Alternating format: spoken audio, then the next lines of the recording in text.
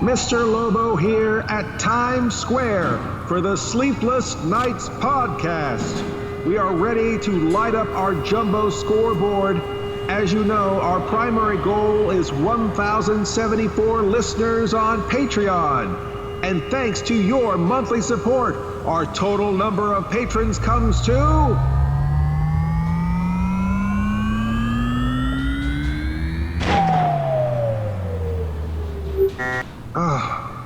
maybe the sign's broken. Maybe they don't know that you can pledge monthly now. I mean, for only $4 a month, you can support 4 episodes of the show. And $8 a month gets you segment 5, a whole extra show segment made just for them. And we have a whole bunch of items in tiered plan, including the producer credits and sticker club and more. Patrons also get to hear the show a week ahead of everyone else. People, as you know, the Sleepless Knights podcast, hosted by Mr. Lobo of Cinema Insomnia and that pantsless producer over here, Paul Sanders of Bestow TV, is weird, fun, experimental, obtuse, and thought-provoking. If quality programs mean something to each of you and you enjoy being a fly on the wall for our 3 a.m. conversations, please support the show monthly on Patreon. Take out your phones right now. Patreon.com/sleeplessnightspodcast for $4 or more a month and help us reach our goal. That's patreon.com/SLEEPLESKNIGHTS Now that's only one D in podcast, even though we still emphasize the I. Hey, where's everyone going? They're all going home to sign up with us on Patreon. Yeah, sure. Attention Sleepless Knights. Thank you for consuming this OSI 74 product broadcast, live from the Black Knight satellite. For optimum performance and safety, your host, Mr. Lobo, asks that you please listen to these instructions carefully. When in a hospital or other healthcare facility, observe the restrictions on the use of electronic devices. Switch off before boarding an aircraft to prevent interference with communications systems. Do not operate this device in the presence of flammable gases or fumes, chemical plants, or where blasting operations are in progress. Always listen hands-free while driving a vehicle. Failure to observe these instructions may lead to immediate termination. It's time now for the show to begin. Thank you. Have a very pleasant evening. You're not dreaming. You're listening to the Sleepless Knights podcast. Oh, we're doing another one of these. Oh, yeah. You're grumbling already. Well, this is Mr. I heard. I don't What? know. I barely can get to the mic, let alone to, hit the record button. You know, my fatigue level has been at an all-time high. I, of course, got my first patch about 3 weeks ago, and I'm due for my second patch for chronic diarrhea. You've got your second patch, right? Well, I feel like they just overhauled the whole damn thing. I think they just hit me with a bus and just like, all right, there you go. I mean, if you can, stand here at this bus stop. Yeah, if you can manage to not crap yourself when you get hit by a bus, you're good to go. And they're like, okay, you're passable. No, I mean, yeah, it's just like I got the overhaul on the left arm, and then my right arm just started, like, an old injury started flaring up. So it's like I feel like I'm a baby T-Rex doing things for like the last 3 days. It's just like, well, it's a good thing you don't wear pants. You don't have to worry about stretching your arms out to pull your pants up. yeah, pretty much. So when you went to Asteroid M, I'm assuming this was on Asteroid M. Was this on Asteroid M? I think it was more like Asteroid Z, but go on. All right. So you were on Asteroid Z. Excuse me. And God bless you. Yeah. Did I get any on you? I was thinking we should decriminalize burping. Burping and farts, I think we need to decriminalize. I think that it's like you know, when someone says sneeze, when someone farts, just say God bless you. Uh-huh. When someone burps, you just say God bless you. Okay. Gesundheit. All right. Well, I mean, if somebody farts, could you wipe that? Would also work in the same manner. Yes, I just, it's a bodily function. If you could tell it's not being done with malice, I think we need to be a little more sympathetic. Yeah, I feel like that was directed at me. Yeah. So okay. So and for those of you listening because every podcast is someone's first podcast. Right. And this is their first podcast to the well, no, this is their second podcast to the left. To the left. That's right. Because we're in an alternate universe now. Or maybe is it an alternate or is it a substitute universe? I don't know. Is it it's just the left universe. Okay. So it's the directionally adjacent universe. I guess we need to be careful of whether or not we call ourselves. Is it a parallel universe or is it a perpendicular universe? I don't know. I would say it was a carbon copy universe. It's just it's just that the carbon smeared. Someone moved it at the wrong time. Yes. They tried to write that check on their knee and it just slipped.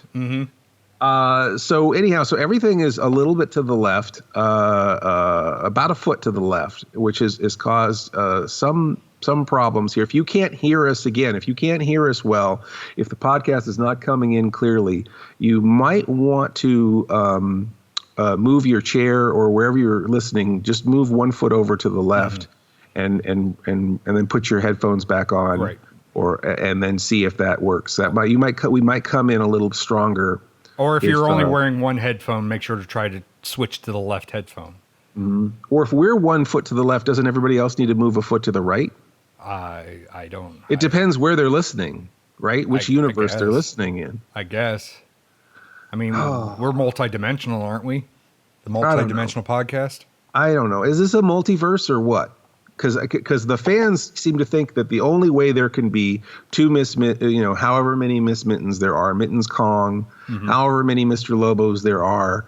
We have a crisis of infinite Lobos. We've got an Alan Smithy who is just as good as a Mr. Lobo. We've got a Criswell Lobo. We've got a 60s Lobo, a 70s Lobo.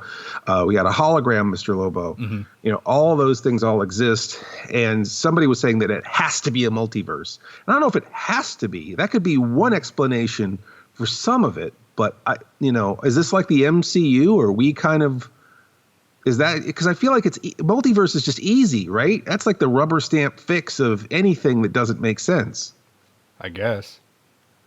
I don't know. It's because like the MCU is generally like the next universe is similar to the universe before, but like usually one element is different, something is different, something small is different, versus like the DC multiverse where like Earth 1 is like what the 1950s era of the comic books.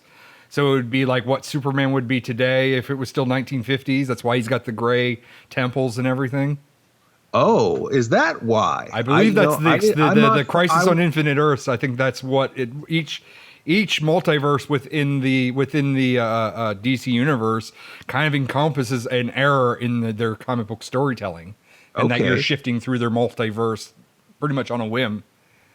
That's so interesting. that way you can still have the loony 1950s bowling Batman still exist. The rainbow Batman. Batmite. Yes, why they still exist, because Crisis on Infinite Earths was about like separating those universes, or just kind of just keeping it just to one universe. And then DC undid it, and then re-undid it, then redid it, then undid it. It kept going back and forth on that, so it never really stuck. Whereas Marvel just agreed right from the beginning, is like, oh, there's just a whole bunch of different universes. Yeah. But I think one of the last crossovers that they introduced, like they were one of the series deals with pocket universes. Pocket universe. Well, that was what was happening in WandaVision, was a pocket universe, right? Probably. Yeah, most likely. And then so there was Wanda created a pocket universe. She create a pocket universe? Or it was... I don't know. Would it still be defined as a pocket universe? She was just basically controlling everyone. Spoilers if anybody never saw that, but she was basically controlling them. And people outside, I mean, it was still running in real time because people outside could see what was going on. She was just cutting them off. She was just cutting them off from the real world. But then she was using like the chaos magic or whatever to create it. So I don't know. Maybe that's not exactly a pocket universe, but... It was definitely a whole different reality inside of our reality. Now, Monsters in My Pocket, is that a pocket universe? What about Pocket Monster, as far as the original Pokemon? Original Pokemon? Yeah. Yeah. Or what about Polly Pocket? Is Polly Pocket in a pocket universe? Well, then what is Mighty Max? Mighty Max is not in a pocket universe. They might be in like a, well, Mighty maybe Max like was the male version. There was the boy version of maybe Polly Pocket, like a fanny pack more than a pocket. fanny pack. Yeah, for Mighty Max, real 80s, right? Was it 80s or early 90s? Early 90s. Early 90s is prime time fanny pack. That would be fanny pack. That would be fanny pack weather. Yeah. Dress for the midnight. Yeah. Get on your fanny pack. It's in the 90s out there. Get your fanny pack on. Yeah. So we need to create a fanny pack universe. If there's a pocket universe, it stands to reason. There you go. So I mean, our version would just be flat out ass pack. Ass satchel. Oh, ass satchel. That's almost like is that like a Star Wars character? I was just thinking that's probably the name of the things out in Amish country that catches the road apples. Resistance. I'm with the resistance. I'm ass satchel. So are we allowed to talk about that? I know that the Bad Batch is so white now right now. This is a Nada episode, and there's so many things we could not talk about. We could not talk about the Bad Batch. Okay. We could not talk about WandaVision. All right. We could not talk about Captain America. What is that? Winter Soldier, Falcon and Winter Soldier. Yep. We could not talk about that. The Mighty Ducks. We could not talk about the Mighty. Yeah, I really don't want to talk about the Mighty Ducks. Well, they came out with the series. There's a Mighty Ducks the series that came out on Disney Plus. There is a Mighty Ducks. Did I just surprise you with that? You did surprise me with that. Yes. And it's a series? It's a series, and I think that Emilio Estevez returned to the role. Emilio Estevez returns? Yeah, well, I don't think he's doing much of anything otherwise. Yeah, he wasn't doing very much of anything the first time around. I don't think he was doing anything in between those movies. I think he was waiting by his phone after Mighty Ducks 2. I just don't know why did we even need the Mighty Ducks in the first place? I do think the First Order Stormtroopers were the original return of the Mighty Ducks. Okay. Because their faces look like ducks to me. Like the First Order Stormtroopers, they just look like ducks. I feel like someone in there was having a joke at Disney's expense and made those Stormtroopers look like Donald Duck. Or somebody at Disney's like, make them look like ducks. Maybe the first design was like Mickey heads. And they're like, that looks too much like the mouse. Yeah. 2 little Death Stars for ears. No, that's Wendy too So's is going to sue somebody. We got to change this. Yes, exactly. Oh, Lord. So anyhow, so there's a Mighty Duck. So all these things we're talking about, Marvel, Star Wars, Mighty Ducks, oh Jesus. Mighty Ducks. It's all Disney Plus. And I feel, we're supposed to be, we are always complaining, we're independent producers. No one ever looks at what we're doing. How can we get more saturation? How can we get more fans? And we spend all our time giving our money to Disney. Right. Yep. It's all about IP. All right. Well, yes. And speaking of IPs. Yeah, I need to pee too. So we'll be back after this with more Sleepless Nights of Insomnia. When you want a hot meal without a big deal, what are you gonna pick? Hot Pocket. When a hungry bunch shows up for lunch, what are you gonna pick? Hot Pocket. Hot Pockets, filled with delicious pepperoni pizza, chicken and cheddar, or ham and cheese in a crispy pocket. When it's late at night and you want a tasty bite, what are you gonna pick? Hot Pocket. The hot meal in a pocket. What are you gonna pick? Hot Pockets. Try Lean Pockets, too. This is Mr. Lobo, and you are listening to the Sleepless Nights podcast. This is not a Disney Plus episode. We're not talking about a lot of things. I guess we're not specifically talking about Disney Plus, but we're kind of talking about all the things that are on Disney Plus. Can we talk about Hulu? Because, Disney owns Hulu and all that. Hulu, however you say it. Yeah. Can we talk? Are we allowed to talk about that? I don't know if we're allowed. I mean, yeah, I guess we're allowed to talk about Hulu. I mean, wasn't The Simpsons on Hulu? Yeah. Well, Simpsons are on Disney Plus also, but Did they put them? Are they on both? they're on both because Disney owns Hulu as well. Hulu used to be owned by Disney, NBC, Universal, and Fox, and then Disney bought Fox. So they own the lion's share of it now. So they own the lion's share, and they're trying to get NBC to do more stuff with them because they don't want to kind of have a monopoly. And I think NBC, NBC rolled out Peacock or something, didn't they? Mm-hmm. So they're trying to do their own streaming service. But it'd probably be a matter of time before Hulu just gets shuffled over to Disney Plus. Because isn't that the buy-in? You buy Hulu, you buy Disney Plus, you buy ESPN, and you get a discount. I get what you get Hulu with your Disney Plus. Is that how that works? It's Hulu, Disney Plus, and ESPN because ESPN is also owned by Disney. Is it an ass satchel? I feel like I could fill it. It's definitely full of shit. It's not a bundle. It's not a fanny pack. It's an ass satchel. Yeah. So it's got bundles in there. It does. Yeah, lots of bundles. So you've got these services. I hardly ever watch Hulu. I saw an interesting thing on the channel that we don't talk about, which was it was The Simpsons. It was a bit with The Simpsons, and it was weird. Like it's weird watching The Simpsons under the Disney regime. I don't know why. Like it kind of feels different. Like it's not. I mean, again, they were with Fox before, so it's not like this. It was some sort of indie production right before. But seeing them do all this Star Wars material, and you know that they have permission to do it. Like, you know, the same thing with the Family Guy stuff. It isn't really a joke. It's somewhat sanctioned. If you have the people who own these characters allowing you to create content with those characters, even if it's a joke, it's still official. It's still part of the what's being offered. It may not be canon, but it is recognized.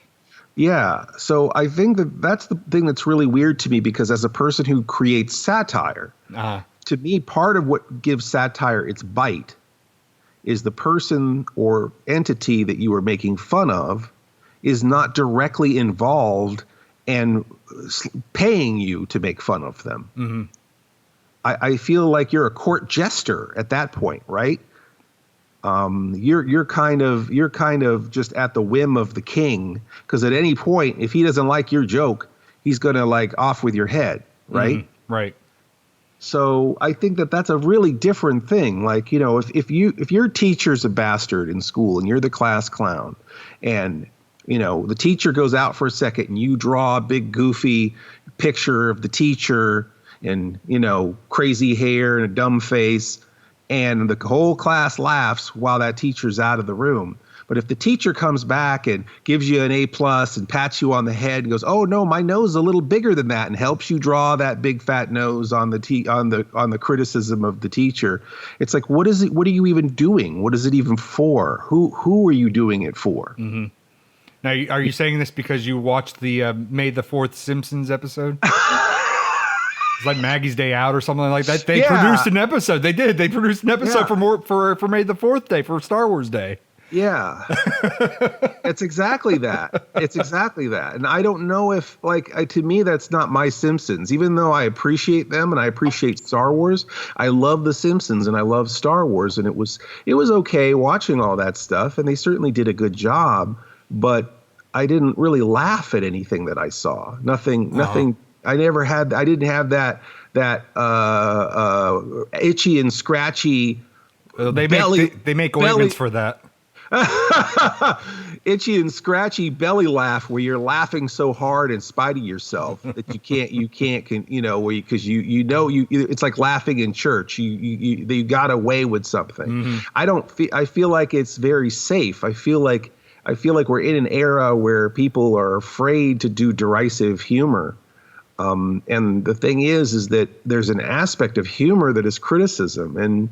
And even though we talk about how we're sick of criticism, criticism through humor is one of the better ways to do criticism, because at the end of the day, it's just for entertainment. It's just a joke.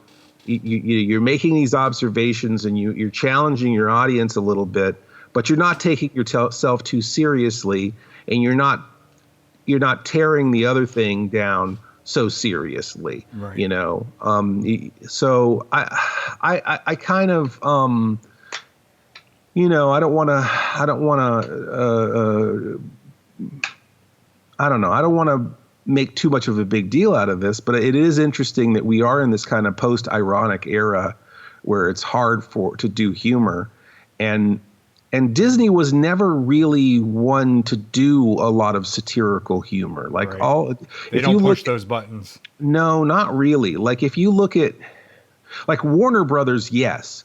Like if you look at the Warner Brothers cartoon characters like Bugs Bunny and Daffy Duck and Porky Pig and Marvin the Martian, they all have a little cynicism to them, and they're almost like counterculture versions of the Disney characters.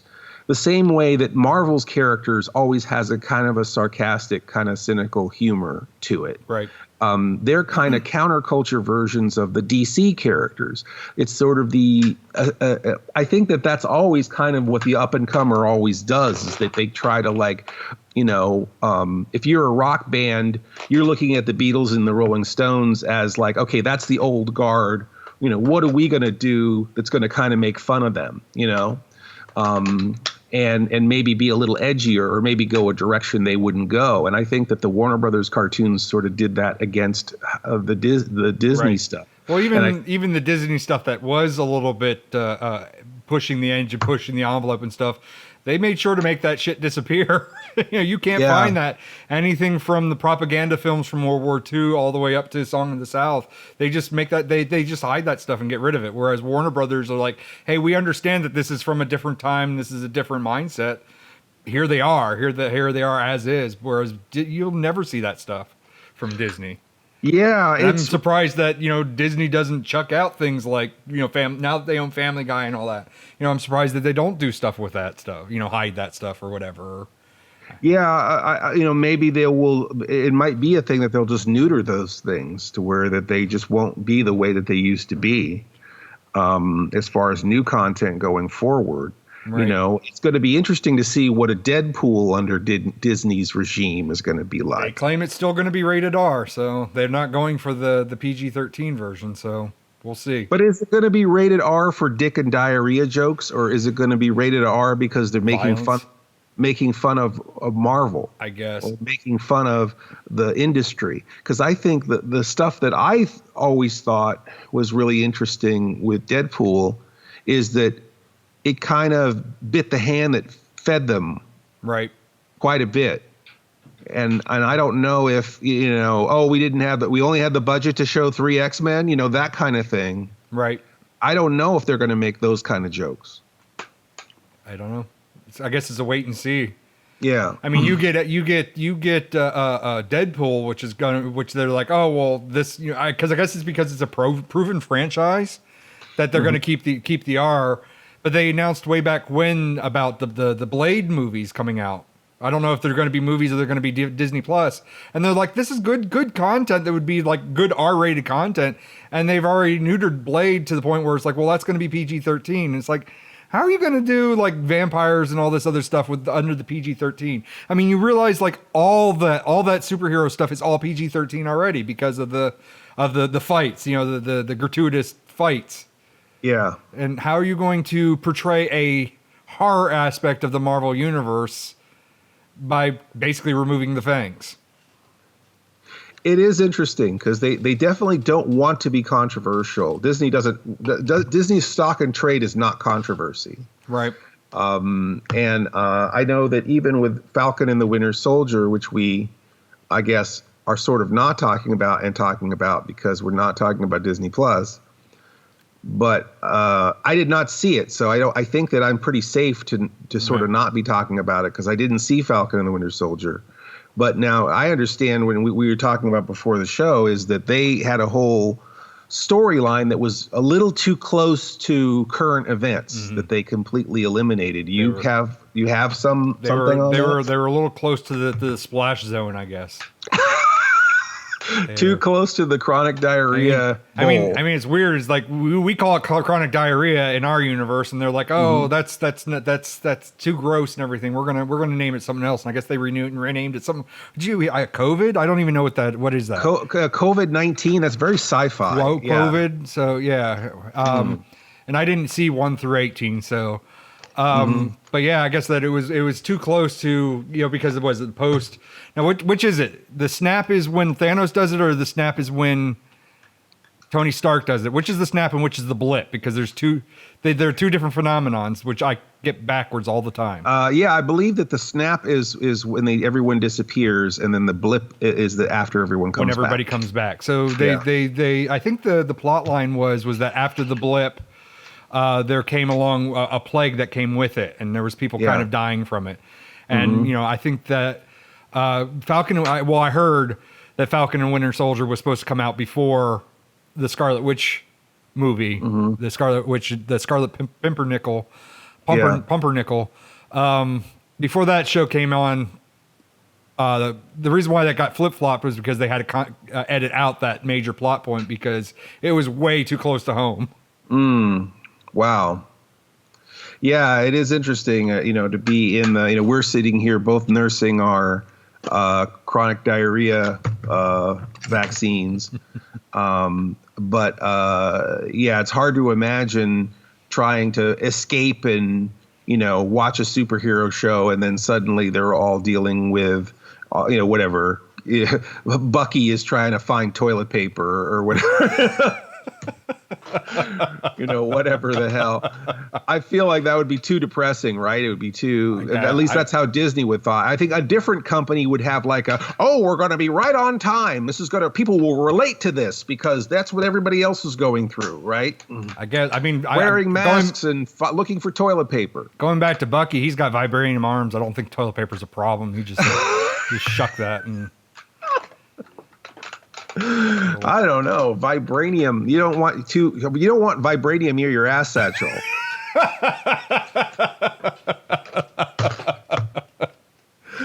Oh my Lord. So how do we get out of that? I don't know. Is it break time yet? Can we go to a break? We can go to the break.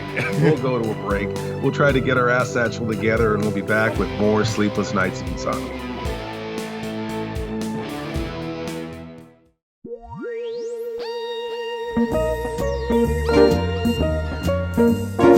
This is Mr. Lobo, your movie host for Alpha Video. Did you realize that Alpha Video is the leading manufacturer and marketer of budget-priced classic movies and television shows on DVD? We have over 4,000, that's right, 4,000 active titles available on DVD, and we maintain aggressive release schedule, very aggressive. I mean, we're a little mean about it sometimes, maybe pushy. Maybe mean is too strong of a word, maybe a little pushy. But there's so many mamby-pamby distributors out there that aren't aggressive enough in their DVD distribution. We're tilting the balance the other way because we want to make sure that you're getting your DVDs, you're getting your 4,000 DVDs on time every month. So thank you so much for supporting Alpha Video, and check us out at oldies.com. One of the things that I enjoyed, because when we first got that channel that we are not talking about, Hulu. No, because we are talking about Hulu. We did talk about Hulu. Discovery Plus. Discovery Plus. CBS app. I wanted to do a OSI. What was it? I had it was hold on, Non-Plus. That's what it was. Non-Plus. Yeah, I just have like the little happy face, which like the colon in the line where it's like it looks like he's not happy. He's just like got the straight mouth. He's very Non-Plus. I'm trying to figure out why everything's become plus now. It's like everything was I and everything was E. Remember that? Yeah. It was like it was your email and your, eHarmony and E this and E that. Because it was just CBS. What was E-currency. it? CBS All Access or something, wasn't what CBS was called? And then they decided to do Paramount so it could cover everything, and they just folded into Paramount. So now it's Paramount Plus, and it's like Discovery Plus. Everything's a plus except for HBO, which decided to be a Max. A Max, yeah. You can't plus any more than Max. Which, I mean, HBO was something else. It was something before HBO Max. It was something else before that because they folded into Max. Is it because of Cinemax? Did they absorb Cinemax? Or Stars or something? Who knows? I don't know. No, I don't think they absorbed Stars because Stars still has their own app too. Stars has their own. But one of the things I did enjoy about with this particular channel that's not and I was thinking iPhone, this, that. I think it's just whichever thing makes the most money, everybody follows suit and does their thing the same. But this particular Plus channel, when we first got it, and I'll admit it, I don't think we're actually paying for it. I think we're on someone else's account, a close. Are we on yours? Yeah, which is fine. I hacked mine anyway, so. So no one is paying for this. I think it's funny too, because talking about horror hosts. I was talking about horror hosts last week and modern horror hosts and the Rondos. And there's another side. I haven't even finished my first thought, and I'm already on a side story. Right. So we're on Horror Hosts Plus right now. But Shudder, which is another streaming channel that you have to pay $6 or a month or whatever for. Joe Bob Briggs was the second runner-up. Now, I did not win the Rondos. Svengoolie won the Rondos, and then the runners-up were Joe Bob, Elvira, and Lamia, which I haven't seen her show, but she has a show also. But those were the runners up. So I didn't even make runner up. I got honorable mention, Mr. Lobo. But I was thinking about Joe Bob and what a wonderful comeback he had, like an amazing comeback. Like I almost expected Joe Bob to take that Rondo for favorite horror host this past year because his show had such an impact in the horror community. But there are only 1 million subscribers to Shudder. 1 million subscribers that's like one city's worth of viewers. You know what I mean? Right. That's not enough to carry something so strongly like that. So obviously everyone's stealing it. Every single person is stealing that show who's watching it in the horror community. Probably. They're not paying that $6. So it's like that show exists on the backs of those 1 million people who actually subscribe to Shudder and nobody else, which is an interesting aspect where you've got a very small percentage of people shouldering the production of a show that is enjoyed nationwide. Again. The first market I was in was a market of 4 million people in the Sacramento area. You know what I mean? Right. So 1 million viewers. Sacramento? 1 million viewers is not very much, in television terms. And it's amazing that something like Falcon and the Winter Soldier, like that premiere, show, the season finale, broke into the Nielsen ratings, that was the first time ever, I think, that a streaming show had a rating, took the Nielsen's and had the top rated show. Interesting.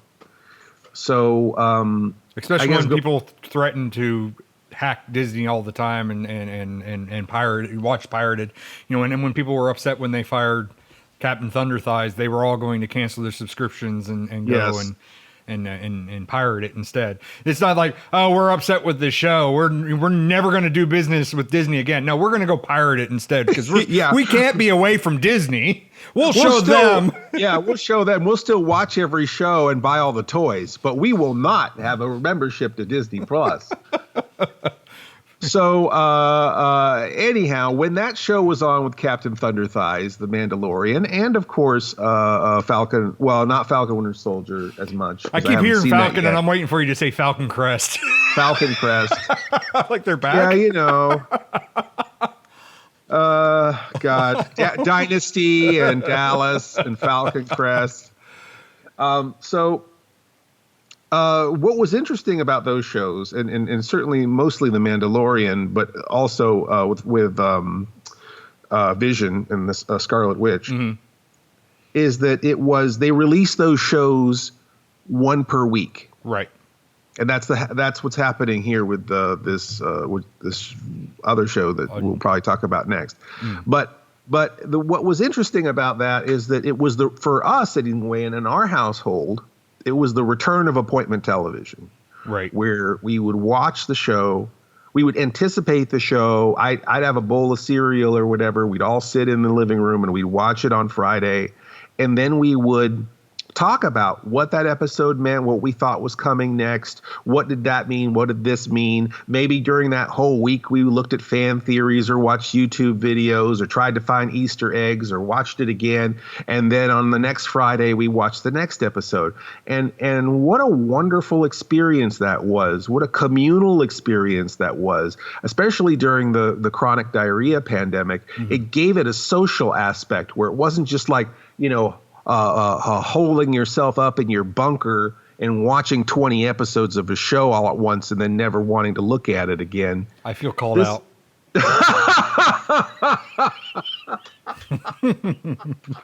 Sorry. I wait until majority of the episodes drop and then I just binge watch them all together. Yeah. And then in the meantime, I bitch and complain that people spoil it online. Sorry, Paul. I didn't call it out. I'm joking. But for me, it was very enjoyable to watch it a week at a time and enjoy it along with everything else. It reminded me of a kid as a kid when I would watch Battlestar Galactica, or I would watch even when we watched Twin Peaks in the 90s. You'd watch it and then you'd go to work on Monday or go to school.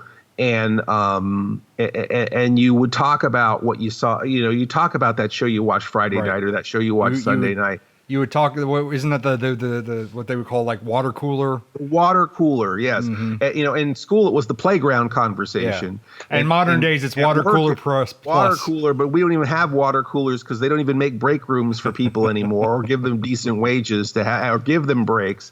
But now I feel like it's definitely, part of it is just part of that usual internet hype. But I did like that aspect of it because, Dixie and I are bad binge watchers. We were watching, I remember it was, the Scooby-Doo Mysteries Incorporated. I mean, I'm in that fucking show. They did a character based on Mr. Lobo in the first episode. We didn't make it all the way through that series because we tried to binge the whole thing, and then we burned out around episode 22. And then I'm telling you things about that episode that you didn't even know. And you're like, oh, yeah? And so we didn't get to see that end. We didn't watch those last 4 or 5 or however many episodes there were because we burned out. Picard the same way. We watched Picard and then we burned out like, I don't know, 4 or 5 episodes before the end of it. We just burned out. I'm in the same boat with like Westworld because of course, now there's HBO Max, but there never was beforehand. So I was buying it when it came out in DVD and I'm stalled halfway through season 2. Stranger Things, I think I'm stalled at the beginning of season 3. So, I can I can feel for you when it comes to those things. At least the Disney Plus stuff is limited. They don't do here's 22 episodes, here's only like 6 episodes or 8 episodes or whatever they do. They don't do a full roster. Yeah, I think that 8 episode sweet spot is somewhat calculated. And, it wasn't enough when in the old days when Fox would renew X-Files and there'd only be 8 new episodes. That was very disappointing. Right. But I think in the world of streaming and binging, especially when there's so much content and so many things to watch, I feel like 8 episodes for a season. That's the one thing that's really interesting, even with Cinema Insomnia. No one's asking for 20 episodes of my show. I think if we did 6 or 8 episodes a year, people would be fully satisfied in what we were doing. Right. And there'd be some people that still wouldn't know that they were made. Yeah, that's a whole nother. Oh my gosh. We've been doing the Twitch stream on Saturday nights. And like, I feel like every stream, there's like one guy who used to be a fan back in 2005. Who like is like coming up out of his hole going, "Oh my God, Mr. Lobo, you're still alive? You're still making TV shows?" It's like it's like Christmas. It's like this person who was a fan of it a long time ago, and for whatever reason, through the channels of distribution that are so dominated by corporate interests, we're just not reaching those people. There's a lot of people who we went off the air. They're off their favorite channel. Maybe we were on at 1 a.m. on their local TV station. And when they'd come in from the bar or whatever, they'd watch the show. They just thought that either I got canceled. Usually, the thing is when people get canceled and no more money is coming in, they just stop making the show. I'm not that smart. Mm-hmm. The show get dropped from one channel and I just make the show, in my living room until I get picked up by another channel. So, we did this show for Zombie TV. We did this show for UATV, AMG TV. We just go from one tent to another. And in the meantime, we just keep those fires burning until that next opportunity for the show comes. And in the last few years, I've been very satisfied in OSI 74 and how many people have discovered the show via that. We're not doing great with Amazon, but the 3 or 4 episodes that are on Amazon Prime and the 19 episodes that are on Amazon Prime in UK have been very good to us, where new people have come into the show and have discovered the show. And Twitch has been amazing, where there's been entirely new people who've discovered the show. And we have a few episodes on YouTube now, and that seems to be getting some traction. But it is interesting because, it is weird because it's like I've been doing the show for 20 years. I've never stopped. And there's just a bunch of people who just are just discovering that I'm still doing it. Mm-hmm. So there you go. Yeah. That doesn't make me feel good, but it's a story. It's a story. It's a thing. I feel like it's a thing that just happens. I mean, I just in how many times Disney. Yeah, how many times have I rediscovered something else from my youth and was like, they still make this, or even like, I like when Doctor Who made its resurgence in the United States. And I remember like rediscovering that and realizing that, that there was a whole bunch of Doctor Who's after the 4th Doctor, I never knew. Yeah, there's a whole bunch of stuff that we missed. Yeah, and sure. including a US version of the Doctor that they tried to push off, Right. So I mean, I it's not really insulting. It's just that people kind of fall off the radar or whatever, and then they come back and are happy with the discovery. Yeah, I guess you remake those fans. Yeah, it's nice that they have fond enough memories to come back. Not like, oh, that was cool when I was 16 and I'm over that now. Mm-hmm. I mean, you're in that nostalgia pop too, where it's like now everything old is new again too. The show's 20 years old now, so I think that's part of the reason why Alpha Video wanted to pick up the show, because my show's old enough to be nostalgic to some people. But nostalgia is big money now, and doubly nostalgia because we were already showing old crap on the show, and now we are old crap. Mm-hmm. Old crap with older crap. An ass satchel of old crap. Yes. A whole lot of horse apples. Before we go to break, I know we may have said this in a different podcast, and I think I just sold you another shirt, but I had read an article, and this has been a while, so unfortunately I'm not unable to come up with the URL. But they had said about like, there used to be the days of Netflix where like, Stranger Things would drop and it'd be everything all at once. I mean, even to this day, anything and everything that comes on the Netflix, it all drops at once. Yeah. But then you got things like HBO Max. Does HBO Max drop everything at once, or they do it a little bit at a time? I think they do it a little bit at a time. I don't know that because I haven't watched any series on HBO Max. I mean, what did they do for Walking Dead and stuff like that? Was that weekly? I mean, that's weekly because it has to air first before it goes to any streaming service. And usually the deal was for like Hulu and stuff was that it was the day after it aired.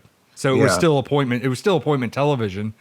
But I'll skip. I'll just say like Amazon, and because I know Amazon does this, and I know Disney Plus does this, where it's like it's all strung out. Everything is 1 week after another, and the article basically went into how like it used to be that you had the one streaming service, and they had the money to just drop everything all at once because they had a lot of basically real estate. You could spend a lot of time on Netflix rediscovering all sorts of things. Yeah. And Disney, like Disney Plus or Amazon, they don't have, they only have their own IPs to rely on, and they don't have a lot of that. Yeah. And so that they said that they kind of did that to string it out for basically for subscribers. So, I'm in it for Mandalorian, and then I'm out. So, I'm going, that's 8 weeks of what? That's like what? 4 months? No, 2 months. 2 months. 2 months of subscription to that one. Then I'm out. And I mean, I can understand the article because I've tried to find stuff on Disney Plus, to just watch, and it's just like I think after the first month of having Disney Plus, I'm done with it because it's like there's not really anything much until they start introducing new stuff. I don't have anything to do here. Yeah. Same with HBO Max. I think I had two months out of that before I'm like, all right, I'm done with this, and Amazon is just pretty much right away because Amazon's kind of really weird about their stuff. Yeah. Because and even like their appointment television, there's very few in between. Like what was it, like The Boys, and that's about it. And then a few movies, and then now what? Invincible. Yeah. And that they don't have a whole heck of a lot to. So that kind of appointment television is what you're saying is it keeps people subscribing longer because if they dump them all on there at once, people would just watch them all on a weekend and cancel the subscription. Just cancel right away and leave right away, or. If you end something in a cliffhanger, and like Disney Plus, they seem to be once one series ends, the next one begins. When WandaVision ended, matter of fact, it wasn't even that long after Mandalorian before WandaVision kicked in. Yeah, and then immediately the next week after WandaVision ended, it was Falcon and Winter Soldier or Falcon Crest or whatever, and then immediately after that is this next thing that we should be talking about after we come back. Yes. We will. When we come back, we're going to clone ourselves and be back to not talk about another Disney Plus show. Tonight on Falcon Crest. Superheroes cannot be allowed to exist. I have no intention to leave my work unfinished. What price to hide a double life? Hello, girl, kick your ass. Who are these men? They seem to know you pretty well. Just blink. Sweet Jesus. I mean, how old are you? Tonight.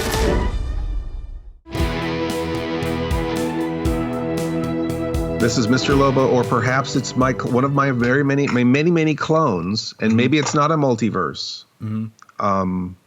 We're not talking about Disney Plus, but really in a lazy way talking about everything that's on Disney Plus. Mm-hmm.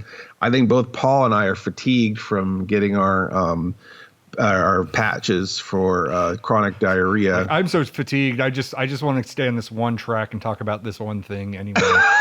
Although I tried to dislodge you because I wanted to talk about the one show that was on Hulu all the way back in segment 1. Yeah. What show was on Hulu? I don't know the name of it, but the premise is that this cop is stuck in a time loop and he keeps reliving the same day over and over again. Oh, God. Another Groundhog Day, non-denominational Groundhog Day Disney Plus episode. That's okay. I'm glad that you didn't bring that up. So, we obviously we could have spent all the podcast talking about that. Paul and I are both middle-aged men, and we have a podcast. Speak for yourself. Oh yeah? What are you? I'm an old shit. I don't know. I'm at the bottom of the satchel. You're in your fanny pack years. Actually, I think I drew a fanny pack on you, both you and your duplicate and your life. And it wasn't until we were close to publication. I'm like, is that a fanny pack? You know, there's so much. I did so much art for this. I feel like we should just have like the Snouts and Hooves edition of the Sticker Club and just use all of the things that I've already designed rather than making up a theme where I've got to like do entirely new artwork. Because we still haven't made a sticker of you with your camera, which is like your alpha sticker. Yeah. We still haven't done a sticker of just a straight Mr. Lobo sticker, which would be my alpha sticker. Right. You know, I have a Miss Mittens design, a real Miss Mittens design, not a gorilla Miss Mittens design. Right. You know, maybe we could have a no frills, you know, give the people what they want edition of the Sticker Club. All two of you, let us know what you want. Oh boy. So they're all watching Disney Plus. What do they give a shit about what we're doing? We're sending them all over I there. know, all I can speak of is that one of those, as long as we put Bryce on it, I think we sold it for the month. Yeah, so. all right. Maybe garbage I cat. do need to do more drawing. I do enjoy drawing a lot. Vivi, who is my 6-year-old fan, she completely filled her coloring book front to back. She's asking for another coloring book. So, you know, I better get on it here. Here's the coloring book, but we just recycled it. It's all the images in reverse. Flop them all the other direction. I'm too tired to draw new ones. Even worse, just put the cover on upside down. No, they're different. They're all hanging from the ceiling. Of course, The Mandalorian was a big hit, which of course took a lot from Clone Wars because of the involvement of Dave Filoni. And it was fun to watch some of those Clone Wars episodes and kind of watch The Mandalorian and how it played off of some of those concepts in Clone Wars. But it's interesting to see because of The Mandalorian, I think that the Clone Wars has become, well, and then of course they have their season finale where they actually have the Clone Wars story happening simultaneously with Revenge of the Sith. Right. So now we're in this weird twilight with the animated show and the actual show. Was it Disney Plus that actually revived that to begin with? Because that was a show that was produced for the Disney Channel and it got canceled. And a lot of people were upset. And I think that was one of the things when they relaunched Disney Plus that they agreed to do the finale. They didn't just, they were going to do it was like 3 more seasons or something like that. And they decided, hey, we're just going to do the finale. So you're just going to get the finale. And I believe that might be an outcome because of Disney Plus. I think it is. I think because for George Lucas, the Clone Wars was a passion project. They were losing money on making that show. Mm-hmm. He put millions into that show and didn't care that it didn't make money. And that's not the kind of stuff that Disney wants to do, especially with a property they've already spent billions on. Right. They don't want to make a show that doesn't make money right away. And there's like next to no merchandise for that show. Like it's rare that you see stuff for that. You may see like a Captain Rex or something like that, but that's about it. You don't really get too much out of that. It is interesting. I think now that Disney has their talons in it, there is more Clone Wars stuff for as far as merchandise goes, but there wasn't ever before. So yeah, it is kind of interesting to see, especially with The Mandalorian, where they were the resurgence in okay, we got to have more of this. It was like, well, you ended the series. Mm-hmm. Oh, well, is there some way we can spin this off? And so 4 of the clones get away and are not affected by Order 66. Mm-hmm. And this is the story of those 4 clones and their side adventures after the closing of the Clone Wars, right? Right. I believe so. Yes. Now you've seen more than I have, and my question is I watched a little bit of Rebels, Yes. And I'm pretty sure that there's a team on in the Rebels that are a batch of clones that kind of split and work for the Rebel Alliance. Yes. That are called the Bad Batch. And I was wondering if they are a part of that same team or if Disney spun off a new set of Bad Batch or a different set of Bad Batch. You know, I didn't watch Rebels, so I don't know if I can answer that question. I mean, can I warn you about a spoiler? I mean, I can say who they are. I know that the kid in the movie, there's a kid in the movie that's played by Freddie Prinze Jr., who is the main character in Rebels, or one of the characters in Rebels. Right. But they actually have him as a kid in this movie. Is he? Yeah, because this movie would take place. Yeah, this movie would take place way before A New Hope. Yeah, he's a Padawan in this. Yeah. He almost gets wiped out during Order 66, but he escapes. Obviously. So then this is probably the connective tissue from the Clone Wars to the Rebels, because Rebels takes place after or during A New Hope. And then I guess it sort of connects to Rogue One. Right. And that's kind of been a sticky wicket with some people. Yes. Which I guess we could talk about just a tiny bit. Yeah. A tiny bit. Sure. Because the character, what's his name? Saw Gerrera. Saw Gerrera, who was played by Forrest Whitaker in Clone Wars. Correct. But was already an established character in both Rebels and... In Rebels and Clone Wars. Clone Wars, correct. And does not look like Forrest Whitaker in the least bit. No. I think it's like what you call stunt casting or whatever, where it's like, you know, we had a celebrity, so we put him in that role. But I think that the problem is that's coming across on the internet is race. Because I guess the character leans more to being white in Rebels and in Clone Wars, and then they put Forrest Whitaker in this one. So people who only know the new movies, only know Rogue One, are probably up in arms. Cancel this because you made that character white. Yeah, but I think they're trying to split the difference, aren't they? Because I read this character as a person of color. I hate that term, but I'm just going to go with it.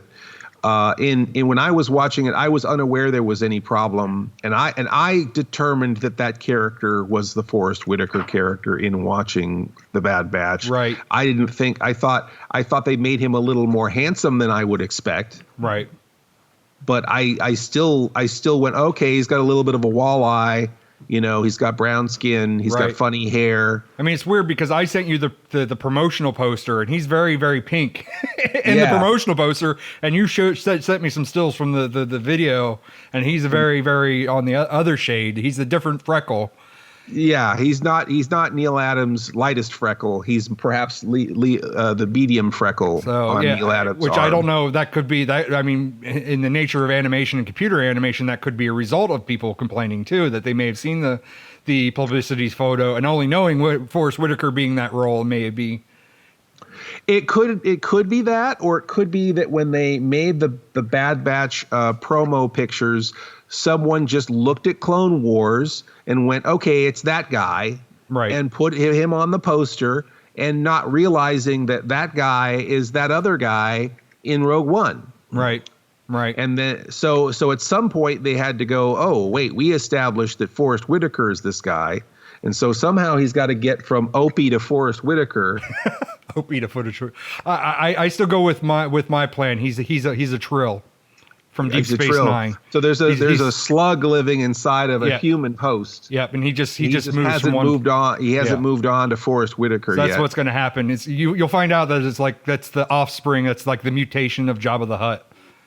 I want to be inside of this. I want to be inside of this fat wall-eyed guy that can't breathe. Can't walk. His missing can't legs. Hardly walk. Yeah, that's my ideal host.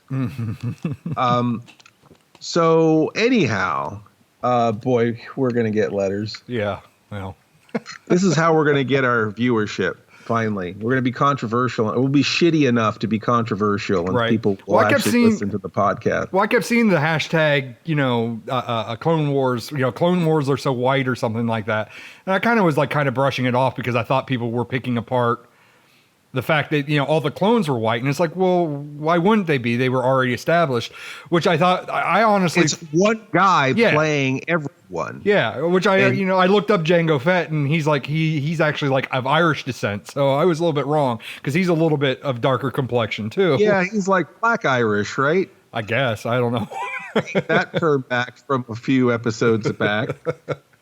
But he's sort of he's New Zealand, I guess. New Zealander, which is a totally different culture, which I think is kind of in a different way also kind of representational, because not everything needs to be seen from the lens of the United States. Right. And so it is kind of, I think, somewhat positive to have people from different national origins, literal national origins, not just, people who live in LA, only they have a different skin shade. You know what I mean? Right. So I don't know. I think that there's some positivity there. But I was kind of thinking in almost in opposite terms is that there are no, like in Star Wars, it seems like a lot of the characters now have a British accent or they have a New Zealand accent. There aren't a lot of characters who come off as specifically American. And I don't know if it's just because everyone hates us now in international markets. Well, they always had. Remember when Princess Leia had that British accent for like one scene? Like, why are you doing that? Because Tarkin was, and she couldn't help herself. She had just done Shakespeare in the park or something, and then once Tarkin started talking to her, she just flipped right back to it. And that was cool. Tarkin is in this. No spoilers, but Tarkin is in the Bad Batch. Yeah, well, I imagine so. Yeah, he'd have to be. And what a wonderful thing to see that character be so dimensional and part of the story, and connects to Star Wars in such a direct way, and it makes sense, and the voice is great. So kudos to that actor who was doing the voice on Tarkin. Again, I was going to say, you don't hear, I think the Caminos maybe have the most American accent, and they're sort of talking in that sort of funny, we're superior beings kind of way, that sort of funny, I don't know how you call that speak, but when you talk very slow and we're very intelligent, At least they didn't give anybody Cogni accents. Accents. Yeah. Hey, Bob's your uncle. Oi. Yeah, no, they didn't have anybody talking like that. But it is interesting to me that we're getting all hung up on the casting of certain things. I at a certain degree, and I don't want to get, again, we'll move on from this, to a certain degree, the real problem is not the representation. The real problem is the real world and how we are treating each other in the real world. And just kind of trying to start a fight all the time is not going to make anything any better. You don't want someone who doesn't care about you trying to represent you anyway. Right. We need to honor those people who are doing a good job rather than trying to force people who are doing a bad job to do better. But anyhow, moving on, that was the laziest podcast I think we've ever done. Because in not talking about Disney Plus, we spent a whole damn hour talking about Disney Plus. And out of that, probably about 45 minutes talking about Star Wars in general. Like you're saying, we do too many episodes about Star Wars. Going all the way back to episode number 1, where we're never going to talk about Star Wars. Yeah. We've finally given into the dark side. But, I think what's interesting about it is that, again, it's that appointment television. I'm looking forward to it every week. I think that, it's a well-made show. It's a little by the numbers, but it's a well-made show. And again, you could tell they're trying to be careful. They're trying to be careful with these characters. They're trying to be careful with the story. You can tell that the team there is trying to be mindful of the fans, trying to be mindful of the legacy, and trying to be entertaining in a very direct kind of way. So I think that's a good thing. Certainly not. They're not trying to rock the boat, and Disney never is. Mm-hmm. So it's going to be interesting to see what comes up with The Mandalorian. You didn't say they were trying to bring Thunder Thighs back, did you? There's a couple of articles that I've seen floating around that they have asked her to come back. So I don't know if they are legitimate articles or if they're just articles to incite some shit, but I think, they did the making of on that channel that we're not talking about. They had the making of The Mandalorian, which is as long as the whole show itself. And as soon as her and Kathleen Kennedy appeared, I immediately stopped enjoying watching that show. It just like hearing them talk and their fake laughter and, it's like because of all the stuff I see about them and read about them and the drama of it, and that's not necessarily to their own fault, but it's like I'm not thinking about happy things. Mm-hmm. I'm thinking about negative things. I think there is a little danger about having too much behind the scene, too much behind the veil. One of the wonderful things about animated shows is that we're kind of just enjoying those characters on face value. We're not thinking too much directly about the actors or specifically, it's the characters and the story that we're into. Right. Maybe that's why, in Japan and other places that the culture of animated genres is so much stronger, is just because we could fully disconnect and actually suspend our disbelief and be allow ourselves to be in a fantasy. I think a lot of these shows I'm watching, the real world is still creeping in and spoiling it for me. As much as Disney should be trying to put magic in everybody's lives, I think that's a hard job to do now. What do you think? I think I'm going to check out the Mighty Ducks. You have been listening to the Sleepless Nights podcast, or should we say pODDcast? pODDcast. Emphasis on the odd. Our theme is by Mars Homeworld at Dead House Music. Our opening announcement is by Ophelia Necro. She does a radio show called Suicide Watch. And you could reach Mr. Lobo at cinemaInsomnia.com or find me on YouTube, YouTube/Mr. Lobo. MISTERLOBO. Mr. Lobo on Facebook, Facebook/MR.LOBO, or on Twitter at Mr. Lobo, MISTERLOBO. Or you can find myself, Paul Sanders, or better known as Bestow TV, at Bestow.tv, on YouTube /Bestow TV, on Twitter at Bestow Prod, PROD, and on Facebook, Bestow TV. If you want to place an advertisement with this podcast, and gosh, why wouldn't you? We could be talking about you right now. Contact us, Mr. Lobo at cinemaInsomnia.com. That's MRLOBO @CINEMAINSOMNIA.com. Or support us on Patreon. Patreon supporters get to hear this podcast before anyone else and a lot of other great stuff, right, Paul? Sure. Doesn't get it better than that, right?